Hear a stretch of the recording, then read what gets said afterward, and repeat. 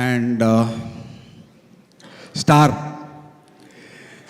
இப்போ அவர் சொன்னார் இல்லையா, இந்த ரேஞ்சில் நான் கொஞ்சம் இந்த ரேஞ்சில் இருந்து பார்த்துருக்கேன்.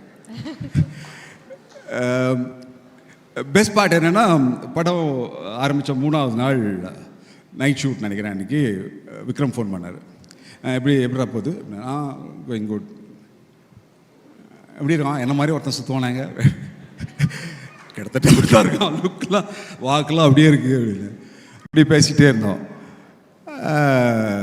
நான் ஒன்று சொன்னேன், நமக்கெல்லாம் வந்து ப்ரொஃபஷன் ஆக்டிங் தான், ஆக்டிங் தவிர்த்து வேறு ஒன்றும் தெரியாது, அதுவே தெரியுமான்னு தெரியாது, பட் அப்படின்னு வச்சுக்கிறோம். ஆனால் விக்ரமுக்கு அந்த பிரச்சனை இல்லை. ஏன்னா விக்ரமுக்கு ஆக்டிங்கும் தெரியுது, கையில் இன்னொரு தொழில் இருக்குது, கபடியும் இருக்குது, பழிச்சுப்போ போல, ஒன்றும் பிரச்சனை இல்லை.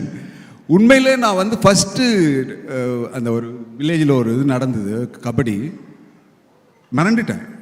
நான் மாறிக்கிட்ட வந்து கேட்டீங்க, இந்த ஆட்டம் ஆடுறான் அவ்வளோ பியூட்டிஃபுல்லாக மாறி. உங்ககிட்டயே நான் சொன்னேன், துருவகிட்டையும் சொன்னேன், ஃபென்டாஸ்டிக், அமேசிங். நீங்கள் ஸ்ட்ரைட்டாகவே நீங்கள் வந்து நேஷ்னல் கேம்ஸ் ஆடலாம்.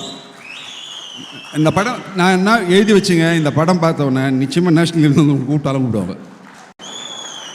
அவ்வளோ பியூட்டிஃபுல் பாடி லாங்குவேஜ் அண்ட் அதை புரிஞ்சுக்கிட்டு பண்ணுற விதம், அந்த லுக் எல்லாமே ஃபென்டாஸ்டிக்.